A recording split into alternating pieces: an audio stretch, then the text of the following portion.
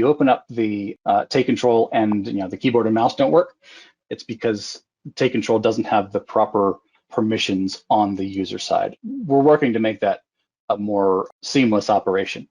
One possible solution is to reinstall take control, uninstall it from that device and then reinstall it.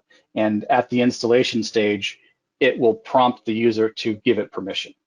The other option would be to, again, have the user go into the system preferences and grant permission to take control to do all of those things. I want to say there are some instructions in the take control user guide for what permissions you need to give it so that you can then have at least control enough to do the rest of the process. It would be in the N-central user guide under take control.